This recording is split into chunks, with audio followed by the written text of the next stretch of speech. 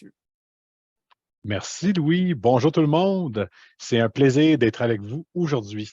On a, comme Louis nous l'a dit, on a un seul sujet au fond aujourd'hui, là, c'est de parler de connectivité, spécifiquement du service AWS Direct Connect. Et puisque tout le monde n'est pas nécessairement au même niveau, on va regarder rapidement qu'est-ce que c'est, puis comment ça fonctionne. Puis on va aussi discuter des cas d'utilisation typiques où Direct Connect est fort utile. Enfin, on va laisser autant de temps que possible à la fin, dans le fond, pour pouvoir vous entendre, puis répondre à vos questions. Avant tout, sachez que notre équipe pour le secteur de l'éducation au Québec, elle s'agrandit constamment.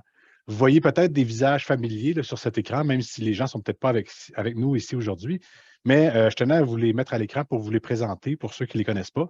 On a Alexandre Bonnier et Luc Parent, qui sont vos directeurs de compte. Ce sont vos contacts principaux avec lesquels communiquer pour toutes vos demandes AWS. Ils peuvent aussi vous aider à estimer les coûts de vos projets ou même vous assister par des crédits d'expérimentation lorsque vous avez une idée et que vous aimeriez l'essayer par vous-même. Peut-être que vous avez déjà eu des courriels aussi ou des appels peut-être de Shen Trang, qui est notre représentant en relation client. Son rôle, c'est de vous mettre en relation avec les bonnes personnes chez AWS, tout en vous permettant de naviguer plus facilement avec les multiples offres et programmes qu'on a. Francis Mathieu, c'est notre directeur des services professionnels, puis vous allez le rencontrer lorsque vous souhaitez avoir l'aide des services professionnels AWS pour amorcer votre projet, construire vos architectures et créer votre infrastructure en tant que code ou d'autres projets du même type. On a aussi Nicolas Bernier, qui est un architecte de solutions, comme Roman et moi. Et puis, nous, on est là pour vous aider à comprendre, à utiliser nos services. On peut aussi vous aider à imaginer la meilleure solution selon vos besoins.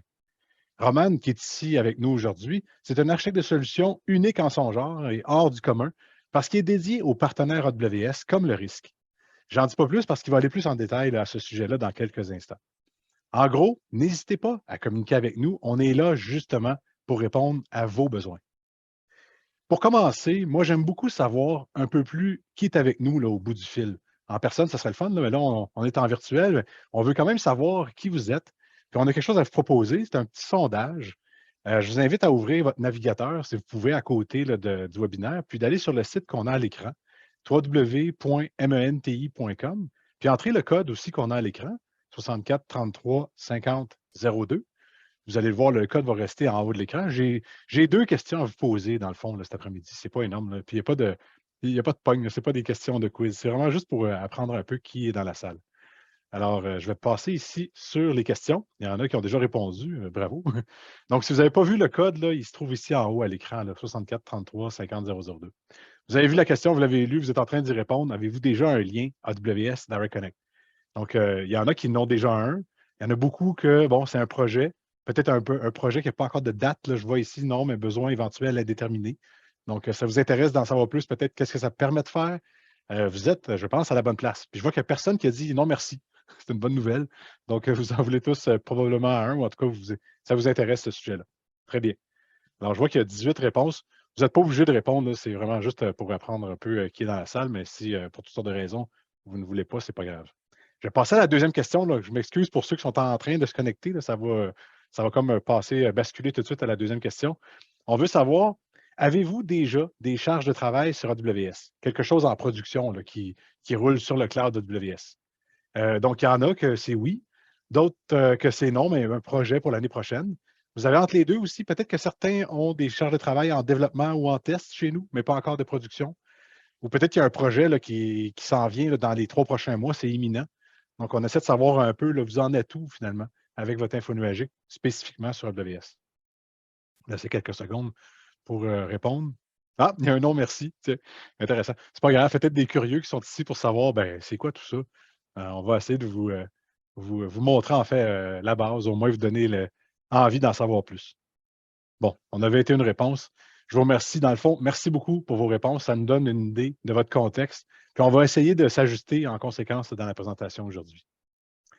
Voilà. Donc, vous pouvez fermer le navigateur si vous voulez. Là. Justement, puisque certains d'entre vous n'ont pas encore de Direct Connect ou même de charge de travail sur AWS, même si vous êtes en train peut-être d'y penser, on va faire une intro, peut-être une sorte de sommaire là, ou un rappel de c'est quoi exactement AWS Direct Connect et comment ça fonctionne. Roman? Merci Vincent. Ce que je vais faire, je vais partager mon écran maintenant. Si tu pourrais arrêter le partage, Vincent. OK, merci. Et dites-moi quand tu peux voir mon écran. Oui, ça fonctionne. OK, merci. Et je vais changer de slide. OK. Donc, comment on peut accéder à AWS en général? Et bien sûr, on peut le faire avec Internet public de notre maison ou si vous êtes une membre du risque, vous pouvez toujours le faire avec Internet qui est fourni par risque. Donc, vous êtes tous les membres du risque risque est votre fournisseur Internet et télécom. Donc, comment vous pouvez accéder à AWS ou quels sont les services que vous pouvez accéder. Donc, c'est presque tous les services. C'est le console AWS, vous pouvez accéder à VPN, vous pouvez accéder à les buckets S3, par exemple.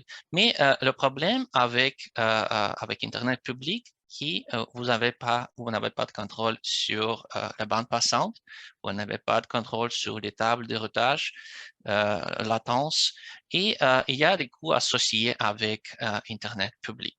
Donc, pour améliorer l'expérience de nos utilisateurs avec risque, on a travaillé sur peering. C'est une comme next level de qualité. Donc, on a plus de contrôle. Il y a un point de peering dans QAX Montréal entre AWS et risque.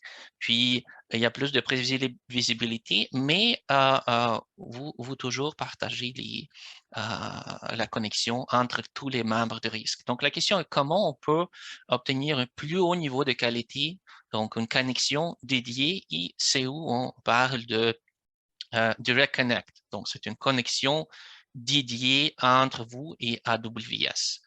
Donc, si on regarde sur la définition de Direct Connect, donc c'est le chemin le plus court vers vos ressources sur AWS. Donc, lors de son acheminement, votre réseau est court et votre trafic reste sur le réseau mondial AWS et dans votre cas, risque aussi. Donc, il ne passe jamais sur l'Internet public. Puis, ça réduit le risque de bottleneck et les surprises connectés avec les changements de latence imprévus. Donc, Direct Connect vous permet d'implanter les scénarios hybrides et intégrés ou augmenter votre infrastructure locale avec votre infrastructure dans le cloud.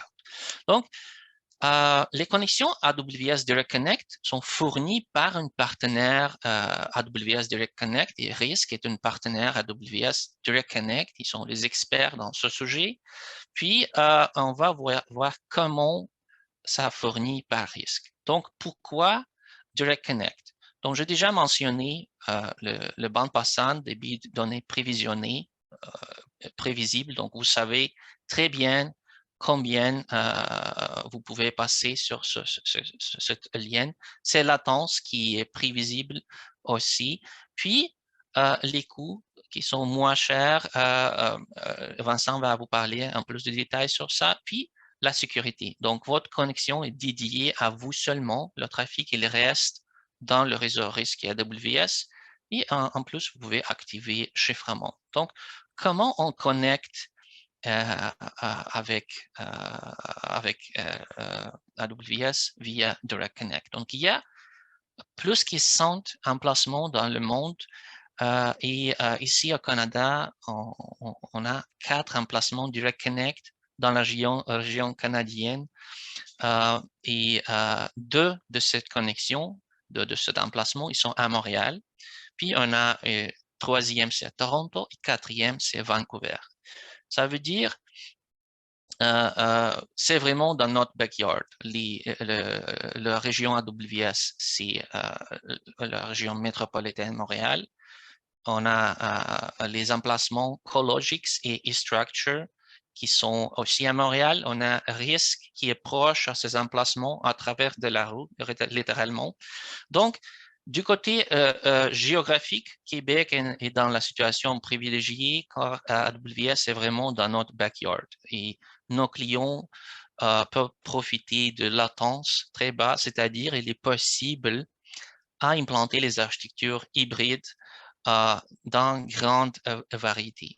Ça veut dire, parfois les systèmes peuvent être migrés tels quels de sur site vers AWS ou intégrés directement avec les composants, par exemple une base de données dans AWS.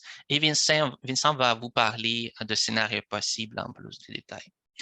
Aussi, ce qui est important, avec deux emplacements, vous pouvez configurer la connexion redondante des hauts et maximum résilience avec 4 nœuds de disponibilité. Donc, un aspect important est spécifiquement pour les membres de risque. Un autre bénéfice, c'est que risque, comme votre fournisseur, il gère la connectivité physique, c'est-à-dire tous les liens entre les routeurs risque et AWS dans l'emplacement, spécifiquement par exemple Cologix, ils sont gérés par risque. Leur redondance, opération, communication avec AWS, tout est fourni pour vous par risque. Et ce qui reste pour vous, c'est juste commander une ou plus liens DX ou de la Connect avec un portail risque.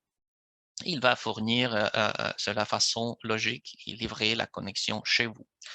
Et aussi, ce qui est important pour commander ou terminer la connexion, c'est également facile et simple parce que c'est logique. Donc, vous voyez qu'il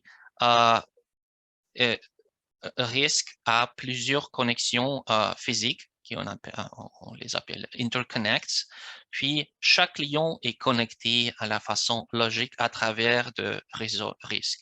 Et exactement la même façon marche pour deuxième emplacement, comme je mentionnais, Cologix et Structure, c'est deux emplacements qu'on a pour le moment.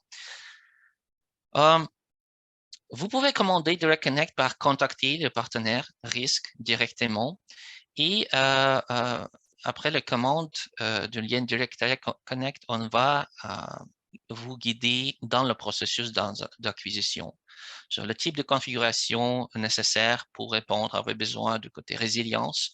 Et Vincent, comme votre architecte de solution, est toujours disponible pour vous aider à trouver la meilleure configuration. Juste pour souligner qu'il risque vraiment vous permettre à fournir les connexions résilientes, capables à supporter les charges de travail production, spécifiquement à cause de redondance de risque lui-même et redondance des emplacements DX. Et voyons comment les configurations marchent du côté AWS. Donc, comme tous les autres services AWS, vous pouvez les accéder avec votre console AWS. Donc, maintenant, je suis dans la console AWS. Si je vais taper DX ou Direct Connect dans Search et j'ouvre le service de Direct Connect.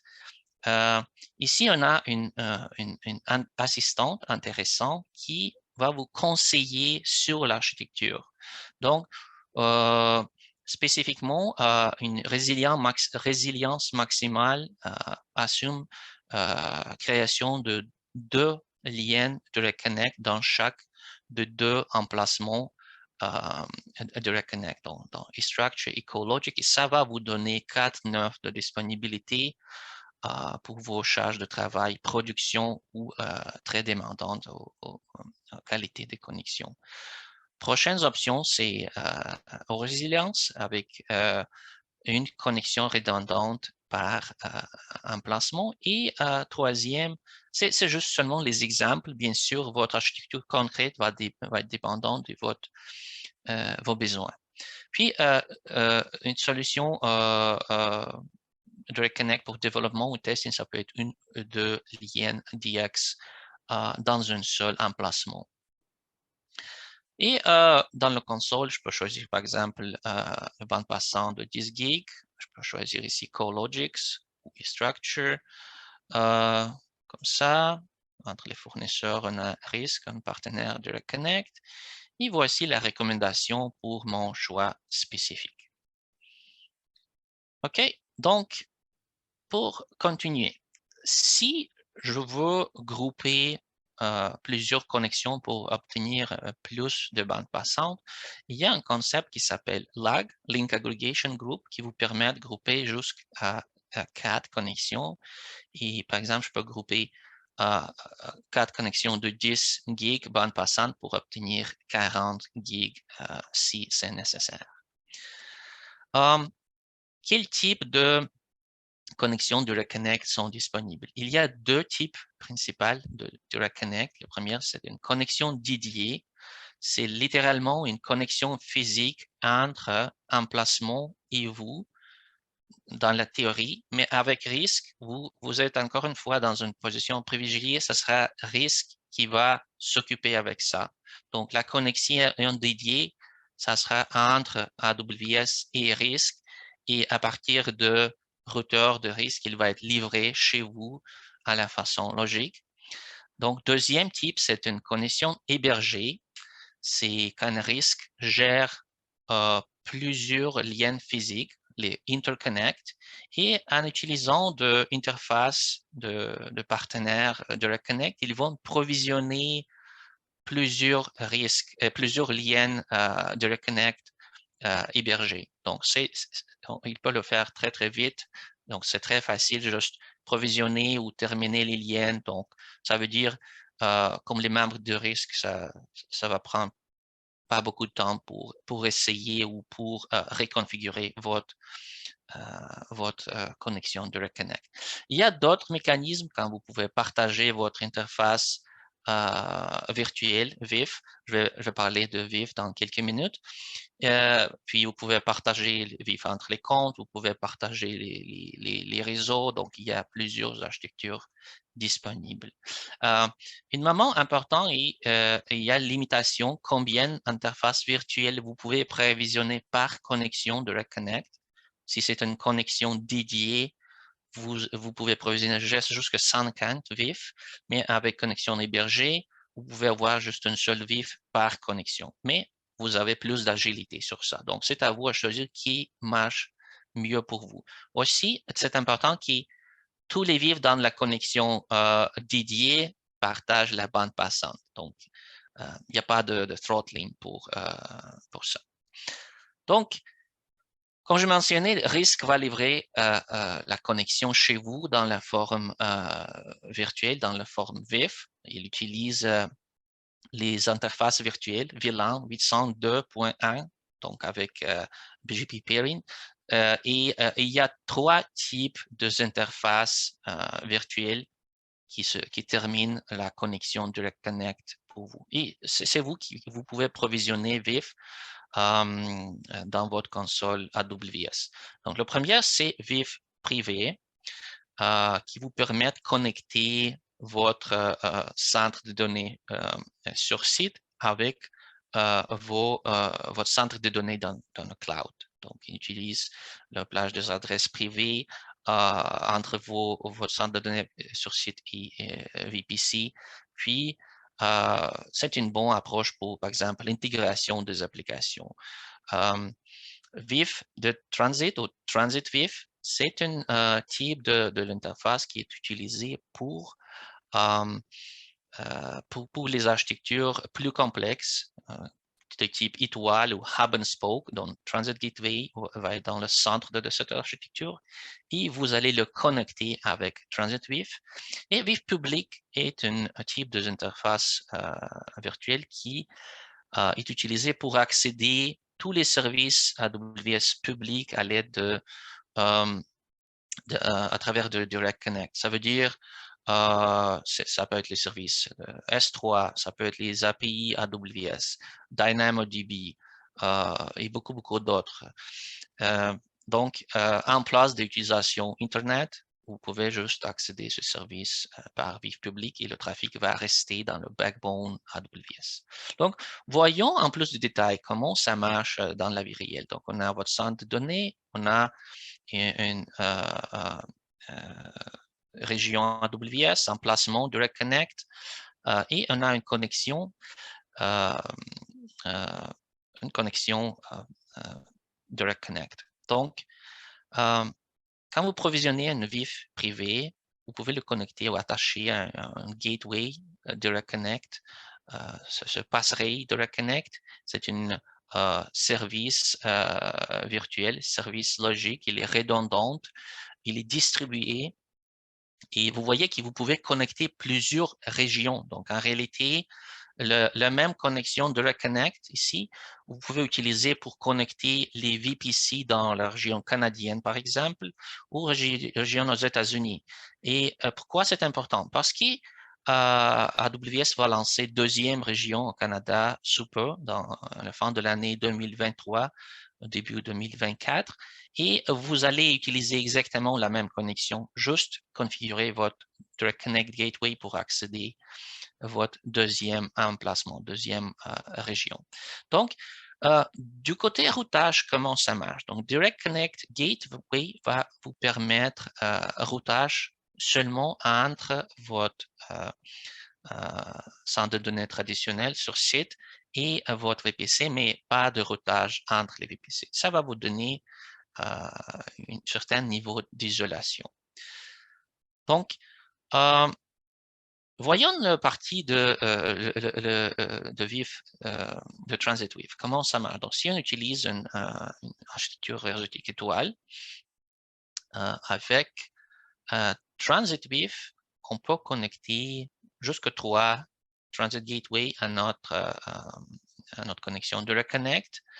Et ça va marcher à la façon pareille, mais Transit Gateway va vous fournir un routage entre les VPC, mais selon la fonction de Direct Connect Gateway, il n'y a pas de routage entre les Transit Gateway, entre les connexions qui sont connectées à Direct Connect. Puis, quand on parle de VIF public, après provisionnement de VIF public, vous pouvez accéder à tous les services AWS qui sont exposés avec les plages d'adresse IP publique AWS. Et quand vous configurez un routage BGP, il va partager tous les préfixes qui sont reliés à ce type de service pour vous aider à configurer votre routage à l'intérieur, à diriger le trafic, par exemple, pour accéder à S3 via VIF public. Et ça marche également pour VPN. Par exemple, si je veux établir une connexion, un lien chiffré ou plus secure via Direct Connect, c'est aussi possible en utilisant de connexions site à site, VPN site à site. Donc, vous pouvez le configurer via Internet ou vous pouvez les configurer dans le Direct Connect. Donc, toutes les options sont disponibles. Donc, pour summariser, chaque VIF privé peut être utilisé pour connecter jusqu'à 10 VPC. Donc, VIF de transit jusqu'à 3 Transit Gateway et VIF public utilisé pour connecter les connexions, pour connecter au service AWS public. Donc, prochaine question, combien ça coûte? Et tarification est basée sur deux parties, une partie constante et une partie variable. La partie constante, c'est une frais associée avec la porte. Ça veut dire chaque heure de porte active pour connexion dédiée, par exemple, 10 gigabits va vous coûter $2,25 USD par heure. Vous voyez qu'il y a beaucoup plus d'options avec les connexions hébergées. Vous pouvez prendre les portes avec une bande passante plus petite, comme, je ne sais pas, pour commencer, pour jouer avec, ou pour établir ce type de connexion seulement pour backup, un disaster recovery. Mais vous savez que votre backup a toujours une bande passante nécessaire pour votre solution. Donc, les coûts pour les portes. Ils sont les mêmes pour chaque emplacement comme je mentionnais, donc n'importe quel emplacement. Ici à Montréal, ça sera exactement le même coût. Et si on prend deuxième partie, une partie variable, il dépend de consommation. Et vous voyez que les coûts sont seulement 2 sous par gigabyte. Et c'est moins cher comparativement si j'utilise Internet public qui peut être jusqu'à 9 sous pour gigabyte. Donc, vous voyez la différence. Un moment très important qui est qui transfère des données vers AWS est gratuite. Ça veut dire si vous prenez une solution de backup où le trafic presque toujours est dirigé de votre site ou de votre centre de données vers AWS, ça va coûter presque zéro du côté variable, du côté trafic. Et Vincent va vous parler plus sur comment ça marche et sur les architectures possibles qui va profiter de ça. Donc, comment puis-je aussi estimer combien ça coûte ou ça va coûter pour moi utiliser Direct Connect? Il y a un service qui s'appelle Calculator AWS et ici, je peux cliquer Create an Estimate. Je vais taper ici Direct Connect. On peut choisir Direct Connect. Je peux dire, OK, mon DX, je peux le nommer. Vous voyez ici, je peux choisir une région. C'est Canada Central. Combien de portes je veux commander? C'est emplacement, c'est Cologix Montréal, par exemple, ou eStructure. Type de connexion, on a parlé, il y a dédié ou hébergé. Et vous allez choisir la capacité du port. Par exemple, je vais choisir 10 gigs d'utilisation et après ça, il va nous donner une formule et comment il calcule le coût constant. Puis, deuxième partie, si j'ajoute les données, par exemple, je ne sais pas, 100 gigs, 100 terabytes, il va, puis les données entrantes sont gratuites. Il va me donner les formules et calculations. Donc, ça et total cost, il va summariser combien ça coûte pour provisionner et utiliser Direct Connect. Donc, je vais passer la parole à Vincent qui va parler des architectures typiques avec Direct Connect. Merci, Roman. Je repartage mon écran. Peux-tu me confirmer que ça fonctionne? Oui. Ça marche? Parfait. Donc, effectivement, regardons maintenant les scénarios d'utilisation typiques qu'on entend de la part de nos clients, des membres du risque là, pour l'utilisation, en fait, qui justifient l'utilisation d'un Direct Connect. Je vais sauter tout de suite dans le vif du sujet. Un des besoins les plus fréquents, c'est de stocker vos sauvegardes, là, stocker des sauvegardes, des backups hors site, donc à l'extérieur de vos centres de données. Dans le fond, moi, j'espère que placer des rubans là, dans des coffres anti-feu, c'est un vieux souvenir pour vous, ou bien que vous avez l'intention de vous en défaire bientôt. Là. De nos jours, on fait habituellement des backups ou des sauvegardes plutôt sur des disques. Évidemment, si on peut faire en sorte que les disques soient ailleurs que dans nos centres de données, c'est un peu plus fiable là, en cas de désastre, comme un feu, par exemple. En plus, la sauvegarde de la plupart des grands logiciels, en fait, les plus grands logiciels de sauvegarde, j'aurais plutôt dire, là, comme Veeam, Networker, Commvault, etc., ils s'intègrent maintenant, de nos jours, là, directement avec les services infonuagiques comme Amazon S3. Ça permet, à partir de la configuration de votre logiciel, de faire des copies de vos sauvegardes dans le cloud ou même d'utiliser le cloud comme une première copie dans certains cas. En fait, peu importe votre configuration pour les sauvegardes, quand on pense au niveau réseau, les enjeux sont assez similaires. Faire des backups là, ou des sauvegardes au travers Internet, ça consomme beaucoup de bandes passantes. En plus, la variabilité de l'usage de notre connexion Internet commerciale, là, ça peut devenir un problème au niveau de nos fenêtres de sauvegarde. Des fois, on peut manquer de temps dans notre fenêtre de sauvegarde si on passe tout ça par Internet, là, puis on peut ne pas réussir à terminer une sauvegarde pendant la période donnée. Ça, c'est sans parler qu'exposer nos serveurs de backup là, à Internet, c'est peut-être pas ce qu'on recommande en général. C'est donc un cas assez typique là, où on pense à une connectivité dédiée. Vous voyez dans l'architecture qu'on a à l'écran, avec Direct Connect, vous avez la possibilité d'établir un lien privé qui est dédié à vous et qui relie vos serveurs de backup, là, vos serveurs de sauvegarde, à votre stockage cloud Amazon S3 sur AWS. Vous pouvez même accéder à S3 en utilisant des adresses IP privées, hein, des adresses IP là, que vous déterminez vous-même grâce à ce qu'on appelle les VPC endpoints. C'est ce qu'on a ici sur le diagramme là, qui se retrouve ici en haut à gauche. Donc, ça vous permet vraiment, là, d'une certaine manière, de créer une porte d'entrée que vous contrôlez, là, que vous déployez vous-même dans votre espace IP privé sur AWS.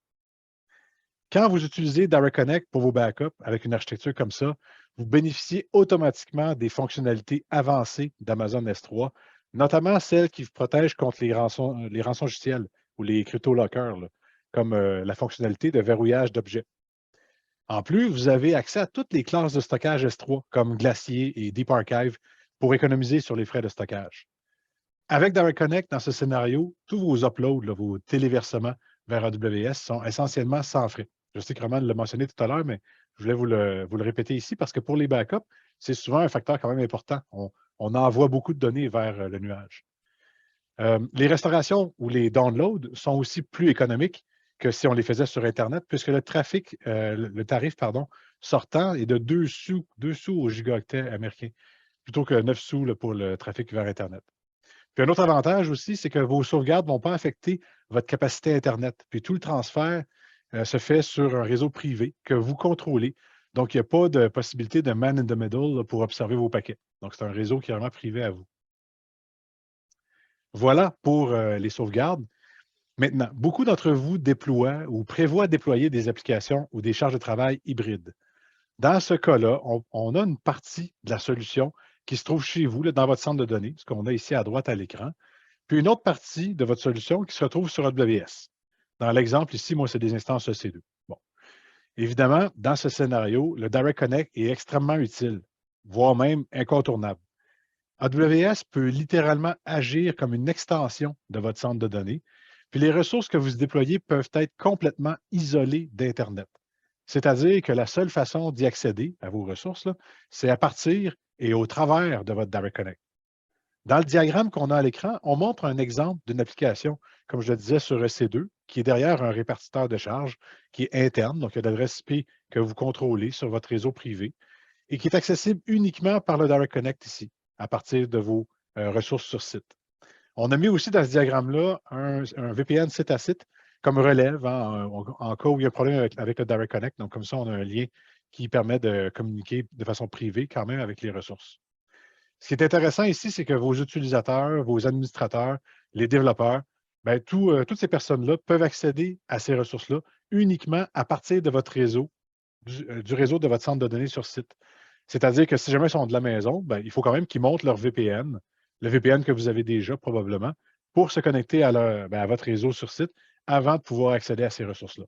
Donc, voyez-le vraiment comme une architecture où le cloud est privé pour vous et il n'est pas accessible d'Internet. Comme je le disais, dans ce scénario, avoir une connectivité hybride avec Direct Connect, ça vous donne une extension de votre centre de données. Du point de vue utilisateur, les serveurs peuvent être locaux, hein, sur site ou distants, puis il n'y aura pas vraiment de différence observable. L'accès peut être sécurisé au niveau des plages d'adresse IP. Le trafic Internet est complètement isolé et ne peut pas rejoindre vos ressources AWS, à part au travers de votre réseau existant, si vous le désirez. Puis ça peut aussi vous aider avec les migrations, puisqu'une ressource qui est déplacée sur le cloud ne fait que changer d'IP, dans le fond. Alors, vous allez pouvoir ajuster vos serveurs de nom, là, vos entrées DNS, au moment qui vous semble le meilleur. Et les utilisateurs vont y voir que du feu. Là. En fait, le service va être déplacé sans qu'il y ait de changement opérationnel. Justement, si on parle un peu quelques minutes des migrations, grâce à la connectivité hybride avec Direct Connect, vous pouvez facilement déplacer vos serveurs dans un sens comme dans l'autre. Vous pouvez aussi utiliser nos services de migration. On en a deux à l'écran ici, le AWS Database Migration Service et le AWS Server Migration Service, qui sont des services qui permettent de répliquer les données vers AWS pour pouvoir faciliter l'immigration et réduire le temps ou le cut-off, le temps de bascule, si on veut, vers les services sur AWS. Puis quand on parle de migration, on peut aussi considérer ces scénarios-là comme des scénarios de relève en cas de désastre. On a plusieurs clients qui font ça exactement grâce à Direct Connect, puis on a toutes sortes de services qui peuvent vous aider à faire ça. Si ça vous intéresse, encore une fois, communiquez avec nous, on ira plus en détail. Dans ce scénario de migration, il y a plusieurs avantages importants, mais on peut certainement penser au temps de la migration. Avec Direct Connect, vous contrôlez la bande passante. Donc, vous pouvez prévoir le temps de réplication nécessaire pour réaliser votre migration ou votre bascule. Puis en plus, il n'y a pas de fluctuation. Donc, une fois que vous avez calculé le temps, vous l'avez expérimenté, hein, ça va être la même chose au moment de la mise en production, au moment voulu. Puis évidemment, il y a encore le coût sortant, donc qui est réduit à 2 sous le gigaoctet plutôt que 9 sous, ce qui vous permet de minimiser beaucoup la tarification pour l'utilisation de vos services en infonuagique. Une autre architecture, c'est pour les applications qui ne sont pas seulement internes. Vous en avez sûrement plusieurs. Là. Moi, je pense, par exemple, à Moodle, votre portail étudiant, les services aux élèves, aux parents. Donc, ces services-là n'ont pas nécessairement besoin d'être accessibles que de l'interne. Ils sont souvent accessibles d'un peu partout sur Internet. Donc, à l'écran, on a un exemple d'une architecture hybride où on voit des utilisateurs qui accèdent à vos applications de façon native en passant d'Internet vers AWS. J'ai ajouté dans ce diagramme le service CloudFront, qui est notre service de distribution de contenu. Et puis, je l'ai ajouté parce qu'il est fréquemment utilisé pour garder en cache les réponses de vos serveurs, surtout pour des applications web. Ça augmente la performance et la sécurité. Je vais y revenir dans 2 secondes. Puis, dans le scénario qu'on a à l'écran, remarquez que vos administrateurs et vos développeurs peuvent quand même accéder aux instances à partir du réseau sur site, du réseau local que vous avez, en utilisant le Direct Connect ou encore le VPN site à site en tant que relève. Et autre chose intéressante, c'est que vos services qui s'exécutent, admettons, sur des instances EC2 ici, peuvent aussi accéder au travers de Direct Connect à vos autres serveurs sur site pour peut-être faire de la synchronisation. Si on pense à Moodle, peut-être pour aller lire quels sont les étudiants à la prochaine session pour créer tous les cours nécessaires dans l'outil Moodle finalement. Donc, c'est possible de faire des architectures hybrides qui profitent d'un côté du Direct Connect tout en étant accessibles d'Internet de l'autre côté pour les utilisateurs. Les avantages de ces architectures-là, en fait, c'est que, premièrement, c'est une architecture très fréquente parce que ça nous permet d'augmenter la sécurité de notre application juste en la déplaçant sur AWS puis en utilisant les services de sécurité qui sont inclus avec AWS. Notamment, quand vous utilisez CloudFront, je vous ai dit que j'allais y revenir, votre application, elle est automatiquement protégée contre toutes les attaques de déni de services distribués de niveau infrastructure qui sont connues aujourd'hui. Aussi, c'est peut-être évident, là, mais ça vaut la peine, je pense, de le mentionner, tout le trafic qui va ou qui revient de votre application vers les utilisateurs passe alors en dehors de votre réseau local, ce qui réduit la charge et votre consommation en Internet commercial. Peut-être que vous pouvez réutiliser pour d'autres besoins. J'ai encore 2 autres architectures typiques à vous présenter. Voici celle du cas des bureaux virtuels. Dans ce scénario, c'est assez similaire à ce qu'on vient de voir. Vos utilisateurs accèdent à des instances de bureaux virtuels qui sont hébergés sur le cloud. Fait intéressant, ici, le trafic vidéo, là, tout ce qui est l'affichage de l'écran, ça peut passer par Internet. Donc, nul besoin de monter un VPN pour vos utilisateurs. C'est particulièrement intéressant pour des scénarios où est-ce que vous voulez offrir des laboratoires virtuels pour les étudiants, par exemple, parce que ça implique que vos utilisateurs vont pouvoir accéder aux instances sans avoir à monter un VPN au préalable. Puis malgré ça, les instances peuvent quand même avoir des interfaces réseau qui sont, elles, reliées à votre Direct Connect et à votre centre de données sur site. Donc, vous pouvez avoir des serveurs de licence qui s'exécutent sur site, vous pouvez avoir des serveurs de stockage qui sont accessibles par vos instances de bureaux virtuels et qui permettent d'offrir une expérience à vos utilisateurs qui est quand même préférable à télécharger tous les documents finalement sur leur poste de travail à la maison. Dans les avantages qu'on retrouve ici, ben, on parle souvent du trafic utilisateur au niveau Internet. Donc, c'est un peu ce que je viens de dire. Donc, pas besoin de monter de VPN. On parle de connectivité aussi sécurisée entre les postes virtuels et les serveurs sur site. Rappelez-vous, le Direct Connect, vous pouvez non seulement le sécuriser en mettant un VPN par-dessus ou encore en activant le chiffrement au niveau de la connexion, comme Roman nous parlait tout à l'heure. Et vous avez aussi la bande passante qui est accrue. Donc, peut-être c'est important ça pour ceux qui pensent à de l'animation 3D ou de la modélisation 3D. Donc, quand on veut travailler, on veut permettre aux étudiants, par exemple, de travailler sur des documents qui sont lourds avec un bureau virtuel, bien, ils n'ont pas besoin de télécharger ces documents-là à la maison sur leur poste de travail. À la place, la session virtuelle va pouvoir y accéder de façon virtuelle en utilisant le Direct Connect. La dernière architecture typique que je voulais vous présenter aujourd'hui, où le Direct Connect fait une grosse différence, c'est lorsque vous souhaitez utiliser VMware Cloud avec AWS. On a de nombreux clients qui choisissent cette approche, soit pour la relève de leur centre de données, ou encore pour accélérer une migration sans pour autant tout changer les façons de faire et les compétences des équipes. VMware Cloud sur AWS, c'est un service géré qui vous permet d'opérer un centre de données défini en tant que logiciel, ou un SDDC, le Software Defined Data Center, sur le cloud AWS. Dans cette architecture, la plupart des clients VMware sur AWS souhaitent avoir la possibilité de faire des vMotion, des déplacements de machines virtuelles sans arrêt, sans les interrompre. Puis les vMotion, on souhaite souvent les faire entre les centres de données sur site et AWS.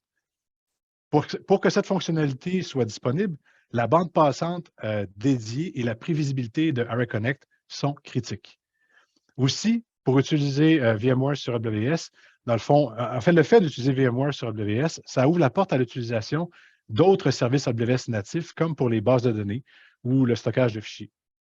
Et c'est pourquoi on recommande d'utiliser le service AWS Transit Gateway, qu'on voit ici dans le milieu là, du diagramme, pour relier non seulement le réseau VMware Cloud avec le VMware Transit Connect, mais aussi tous les autres réseaux que vous pourriez avoir dans vos autres comptes AWS distincts et relier tout ça au travers un seul lien, par exemple, ou plusieurs liens Direct Connect que vous avez au niveau de l'organisation.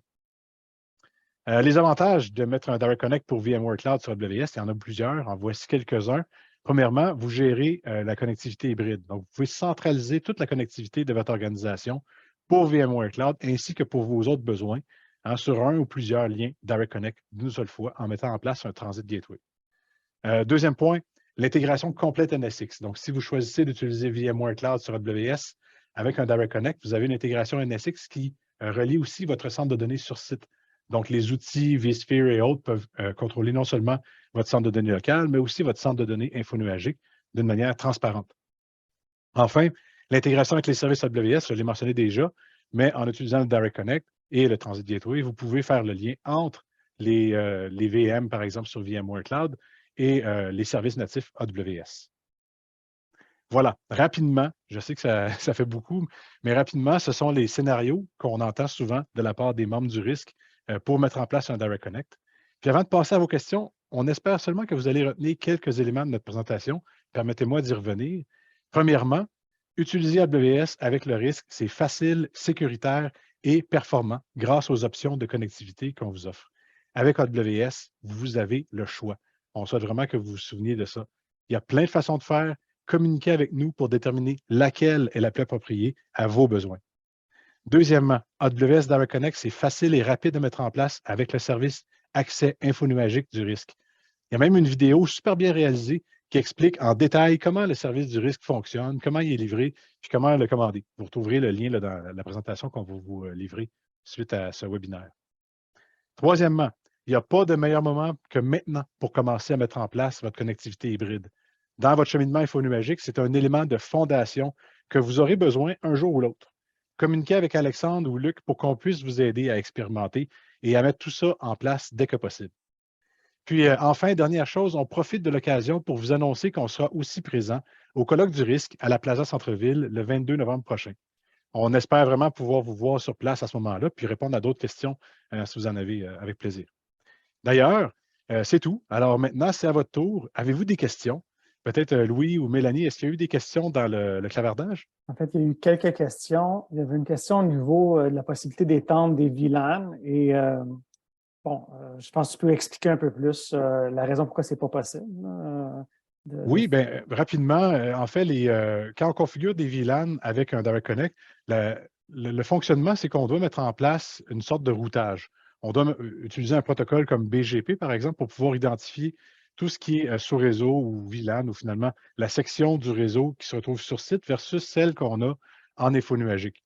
L'objectif, ce n'est pas d'avoir un gros réseau local qui se retrouve en partie dans le cloud et en partie sur site, parce que si on faisait ça, on perdrait un peu le contrôle sur les flux réseau, puis sur qu'est-ce qui est où. Par contre, en gardant des VLAN indépendants, ça nous permet de mettre en place un routeur, idéalement, évidemment, chez vous, qui va aiguiller le trafic pour dire, bien là, ces paquets-là vont vers AWS, c'est ce qu'on a défini comme comme sous-réseau ou comme plage d'adresse IP qui va vers AWS et tel autre trafic va sur site. Donc, c'est un peu ça l'idée. Je ne sais pas, je pense que... En sous-question, suite à cette question-là, dans le fond, l'objectif de la personne, c'était de pouvoir transférer des machines virtuelles dans l'info numérique, mais sans changer l'adresse IP. Puis j'ai l'impression que tu l'as abordé peut-être vers la fin, puis à un moment donné, en expliquant l'extension de centre de données avec des adresses IP privées qui roulent chez vous et qui donc permettent ça. Mais est-ce qu'il y a un workflow qui permet de, sans changer ces adresses IP, de réussir à transférer vers le cloud? Ça serait compliqué. Je pense que c'est généralement impossible de faire ça dans la configuration des réseaux que vous avez, mais il faudrait vraiment étudier le cas du client en particulier. Peut-être qu'il y a moyen de faire quelque chose, mais c'est sûr que, comme je dirais, out of the box, ce n'est pas quelque chose qui est fréquent. Okay. Peut-être, oui, vas-y, pardon. Roman. Peut-être il y a une approche pour ça avec VMware Cloud sur AWS, right? Vous pouvez déplacer des instances entre les deux. C'est peut-être le plus simple, mais il est basé sur VMC. Mais avec les services AWS, comme sur VPC, connectés avec votre centre de données, peut-être, oui, ça sera difficile ou impossible. Autre question qu'on a eue, c'est est-ce qu'on peut changer de vitesse du lien Direct Connect tout dépendamment de l'heure de la journée ou le jour de la semaine, ou est-ce qu'on doit demeurer sur une vitesse constante?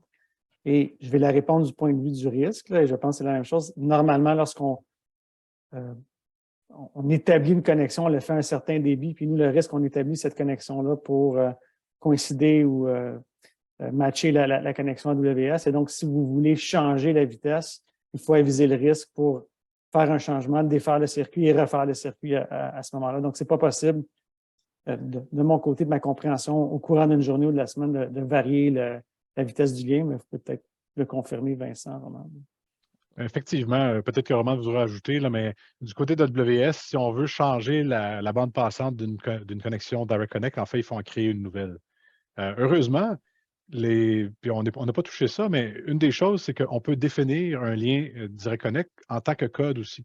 Donc, on a des clients qui se posent cette question-là, puis qui souhaitent éventuellement pouvoir monter des connexions Direct Connect plus rapidement encore. C'est sûr qu'il faut toujours se coordonner avec le risque, mais il y a moyen de définir, dans le fond, une connexion Direct Connect en utilisant des outils comme CloudFormation, ou même en utilisant peut-être que vous connaissez Terraform ou autre. Donc, il y a des moyens de simplifier, on va dire, la création des nouvelles connexions.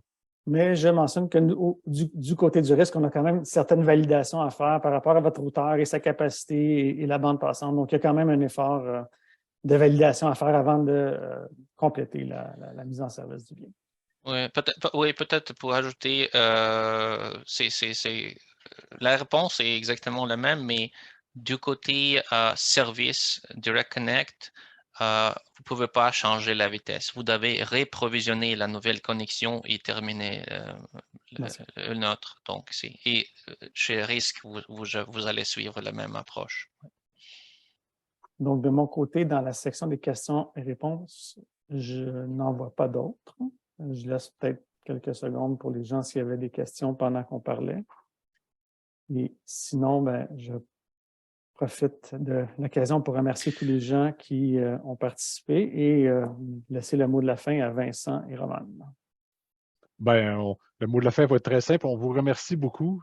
Si vous avez une chance aussi, on aime beaucoup avoir vos commentaires et vos suggestions.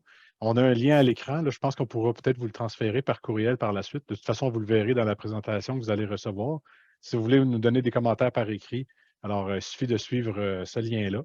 Puis je vais en profiter puisque j'ai encore le micro. Je vais vous interrompre. Alors, j'ai Oui. Quelqu'un qui lève la main et donc peut-être qu'il y a une question qui vient d'apparaître. Oui, je m'excuse. Donc, nous voulions savoir s'il est possible de l'utiliser comme service cloud de stockage.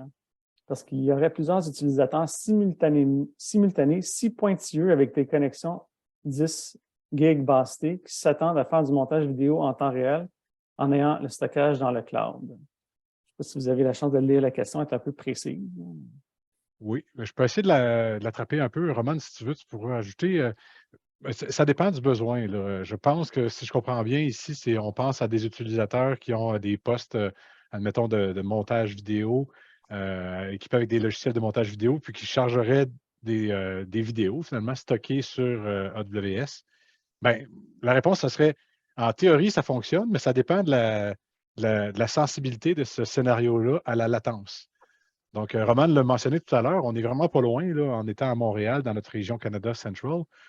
Mais parfois, certaines applications vont quand même fonctionner différemment si on rajoute 1 ou 2 millisecondes de délai. Donc, il faudrait faire des tests. Il ne faut pas se mentir, il faut faire des tests avant de dire oui ou non là-dessus. Mais je pense qu'il y aurait lieu d'étudier la question. Ouais. Oui, je vous suggère de contacter Vincent et moi. On peut regarder sur cette situation. Spécifiquement, il y a des solutions pour ça. Par exemple, vous pouvez installer un service qui s'appelle File Gateway ou Storage Gateway dans votre centre de données. Il va faire une caching de vos fichiers, puis les fichiers vont être stockés sur AWS. Ça veut dire ça sera une trafic asynchrone entre Storage Gateway et AWS, mais chez vous, ça sera une trafic actif entre ce stockage et montageur de vidéo. Puis deuxième approche, c'est toujours s'il y a beaucoup de données qui doivent être traitées, vous voulez intégrer les données avec le calcul. Il faut que les données soient proches au calcul. Peut-être une station virtuelle va être une autre solution pour ça. Mais contactez-nous, on va trouver, parce qu'on a les render farms sur AWS qui traite beaucoup de données de vidéo.